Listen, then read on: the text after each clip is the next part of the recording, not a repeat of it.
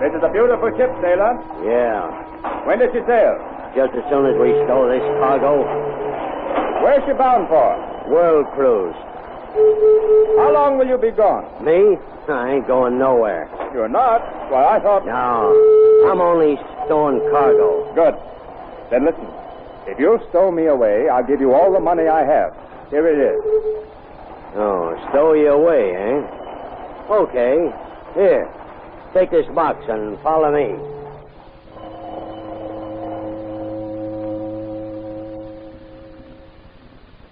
Today's radio play, Stowaway, is based on a most interesting story taken from the pages of next Sunday's issue of the American Weekly, the magazine distributed with all Hearst Sunday newspapers from coast to coast.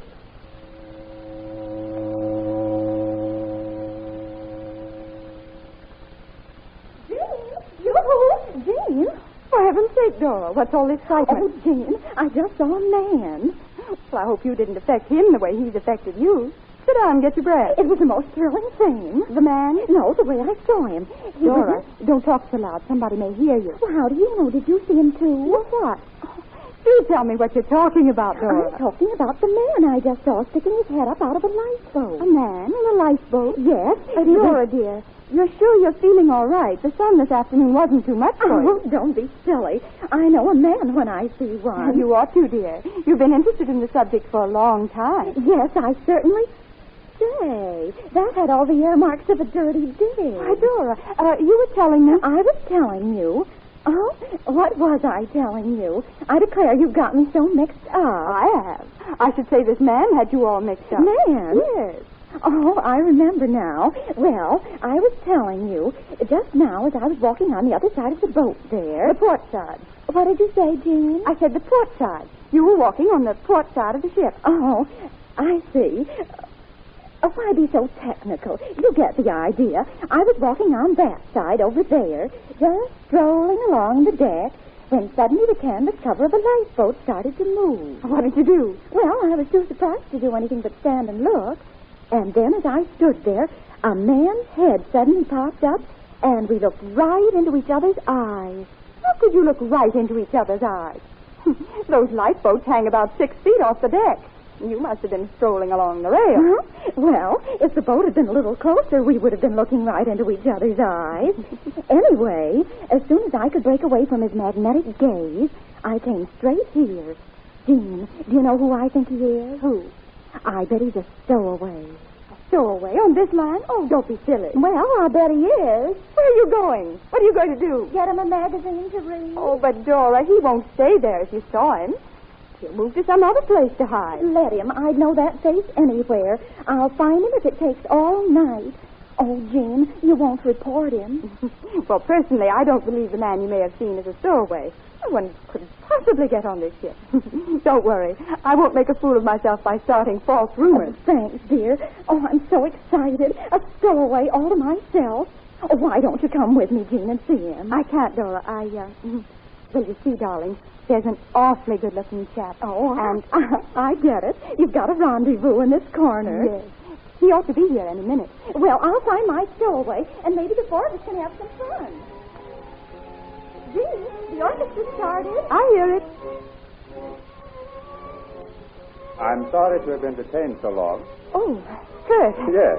Whom were you expecting, Jean? You, of course, silly. I didn't see you come up, and you startled me. Sorry. That's all right. I'm glad you're here, even if you are late. Are you, Jean? Are you? Can't you tell? My dear. Kurt. Yes, Jean? You only come to me at night, like this. Why? Perhaps I'm afraid daylight would spoil everything for you. Are you trying to hint that that's what daylight would do for you? Oh, no, not for me. Never. Then what's the real reason I don't see you during the day? I can't get up here. That's why you never see me. Other passengers, traveling tourists, manage to visit their friends up here in the first class. I'm not a tourist passenger. Oh, you're a member of the crew. That's why you can't be seen. Does it matter? Does anything matter but that we're attracted to each other? No, not really, Kurt. You know that. But I think it's frightfully amusing. The complication, I mean. Well, I'd rather not discuss the complication, if you don't mind. I want to forget that there's anything in this whole world but you. Kurt. And no matter what happens, Jean, I want you to know and believe that I love you. I love you too, Kate. But why must you be so deadly serious? What could possibly happen? Oh, anything. Shipwreck. Don't be melodramatic. Well, they might discover me here with you and send me to the brig. The brig? I've heard of that. Do they have one on this ship? I haven't seen it so far, and I don't want to if I can avoid it. Oh, What's the matter? here comes an officer. Give me a cigarette. Thanks. I'll face out to sea until he goes by. Good evening, Percy. Good evening, Miss Marshall. You look terribly serious. Something happened. There's a stowaway on board, Miss Marshall. We're starting a search of the ship. Excuse me, please. I have some orders to carry out. Stowaway. Why do you say it like that? The girlfriend traveling with me said she saw a stowaway just a little while ago. He was in a lifeboat. I laughed at her. She seems to have been telling the truth, doesn't she? Jane, you. Here she comes now. What is it, Dora? I think perhaps I'd better... Don't go, Kurt. I'll introduce you. You were right, Jane. He left the lifeboat. He must have... Oh, Dora, may I present you? Stowaway. Dora, what are you saying? This is my stowaway. You must be mistaken. Oh, no. I said I'd know that face anywhere. This is my stowaway, all right. Isn't he the handsomest thing? Kurt, are you the... Yes, Jean, your friend is right. I am a stowaway. So that's why you couldn't see me during the day. Isn't this your first trip in a stationary lifeboat? No, I've been seeing the world for 3 years now. How did you get on board? Well, I had a little money left from what I've been able to raise by selling postcards of myself. Like this one. Oh, let me see. I gave the money to a stevedore on the dock for getting me on with the cargo. What a man. Are you married? No, Engaged? not yet. Then autograph this card for me. Gladly. If you'll get me pen and ink. Sure thing. Only don't go in hiding in any more lifeboats while I'm gone. My arm's stiff now from pulling that canvas. Well, Jean, this discovery changes everything between us, doesn't it? No, Kurt. Why should it? It doesn't? Oh, I'm glad that... Well, why are you so quiet? Just thinking of what you face if they catch you. Worrying about me? Well, don't. I'll be all right. Oh, I've been in lots tighter jams than this. Why, I remember one night in Port Said, I wandered out to the military airport. There was a sentry guarding a plane that was taking off next morning for Timbuktu. Oh, a place I've always wanted to visit. So I watched my chance while the sentry was in the hangar. Then I climbed the fence, ran across the sand, climbed into the cockpit, and stretched out on the fuselage. And they caught you? No. The French officer who was to pilot the plane took off according to schedule, but with his unexpected passenger. For some hours, we droned our way across the desert.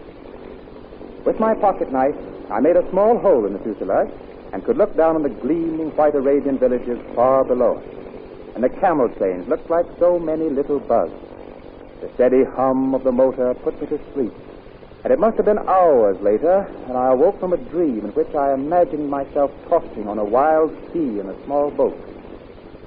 Looking down through my tiny porthole, I saw the desert whipped into a great cloud of sand. The captain was having a time handling the plane.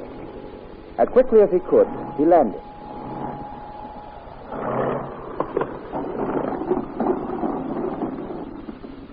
The captain then climbed out in a terrific sandstorm and examined his motor. When he came back to the cockpit, I was sitting in the observer's seat. His eyes nearly started from his head. He drew his revolver. Raise up your hand now. Climb out of that plane. All right, Captain, but put down your gun. I'm not armed. Who are you? My name is Kurt Warner. I'm a vagabond traveler. What are you doing in my plane? How did you get there? I slipped past the sentry last night and hid. Last night? Then you have been with me the whole trip? Yes, Captain. I heard you were leaving for Timbuktu. I wanted to go there, so I thought we could go together. Well, you've got what you deserve. Yes. I doubt if you can make it in this storm. I can get the plane off the ground. Is the motor all right? Yes. I've thrown my coat over it to keep out of the sand. Good. Have you any food with you? Some bread and 2 chocolate bars. And I've got some lemonade and a can of sardines. Is that all? Yes. When that is gone, we are done for.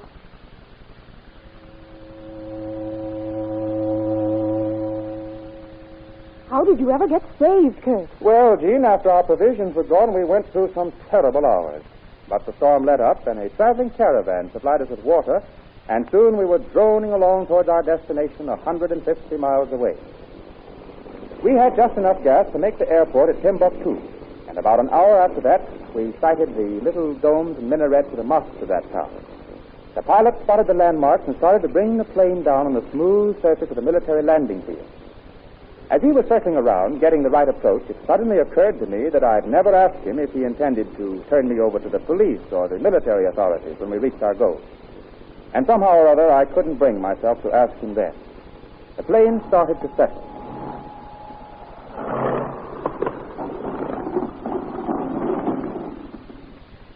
And when the captain landed, some of his brother officers came to welcome him. They looked surprised to see me and looked at each other as if asking the reason for my presence. Then the pilot put his arm across my shoulder. Mes amis, there's is Kurt Warner. I found him lost in the Igedy sand dunes, many miles from Madras. He had strayed away from his expedition, and there was nothing to do but bring him with me. Son, mon capitaine, the colonel. Do not worry, Jacques. I will make a full report to the colonel. I don't know how to thank you, Captain. We face death together, mon ami. That's no lie.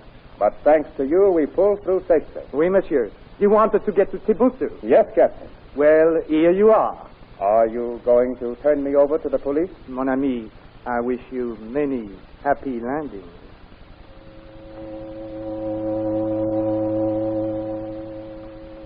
What an exciting experience. You're a brave man, Kurt. I wonder, Jean. Perhaps I'm just foolish.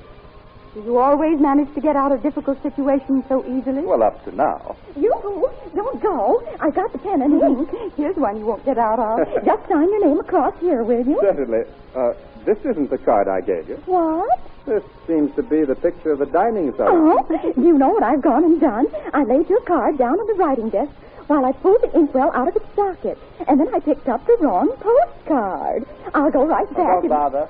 Here's another. Oh, Miss Martin. Miss Martin. The purser. I bet he saw me swipe the inkwell. Never mind. I think we can get you out of it. But I'm afraid you can't do anything for me.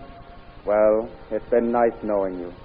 And don't forget what I said, Jean, in case anything should happen. Oh, Miss Martin, you left this interesting postcard on the writing desk, and I thought perhaps... wait a minute. This young man seems to have posed for the picture. Why, this is our Stowaway. That's right, Purser. Call your men. Wait a minute, Purser. Yes, Miss Marshall? Thanks for what you're about to say, Jean, but it won't do any good. Don't be too sure. Purser, Yes, Miss Marshall. see that Mr. Warner has given a spare cabin and supplied with whatever he needs. Yes, Miss Marshall. I'll have cabin 216 put in order at once. But say, I don't get this. I can't let a girl be responsible for my passage. Say, don't you know? Jean's father owns this line. He doesn't. But even so, he wouldn't like her doing this for a stowaway. Oh, he won't mind, Kurt. Not when I tell him how you managed to stow away in my heart.